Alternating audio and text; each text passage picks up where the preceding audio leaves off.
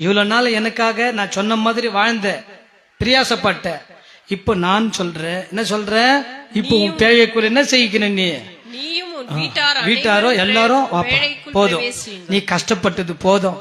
நீ சத்தியத்தை சொல்லும் போது கேலி பண்ணாங்கல்ல, மழை வருதுன்னு சொல்லும் போது உனக்கு கேலி பண்ணாங்க.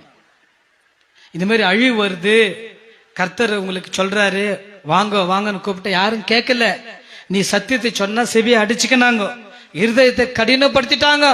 1 மணி நேரம் வீட்டிலிருந்து ஜெபம் பண்ண சொன்னா அதுக்கு நீங்க ஒத்து வரல, இதயம் கடினப்படுது. எல்லாமே என் சத்தியத்தை நெக்லெக்ட் பண்ணி ரிஜெக்ட் பண்ணி எல்லாம் தூரம் போயிட்டாங்க.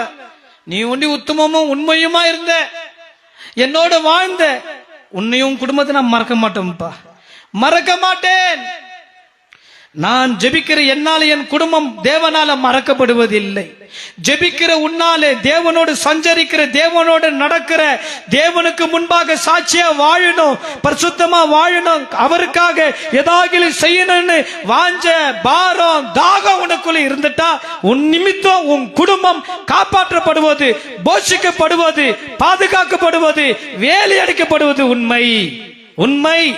நீ ஒருத்தன், நீ ஒரு பிள்ளை, ஒரு தேவ பிள்ளை, ஒரு ஆணோ பெண்ணோ, நீ ஒருவர் தேவ சமூகத்துல ஒப்பு கொடுத்து சரண்டர் ஆயிட்டா, சரணடைஞ்சிட்டா, உன் நிமித்தம் உன் முழு குடும்பத்தையும் அப்படியே கர்த்தர் தூக்கி சுமந்து சென்று விடுவார்.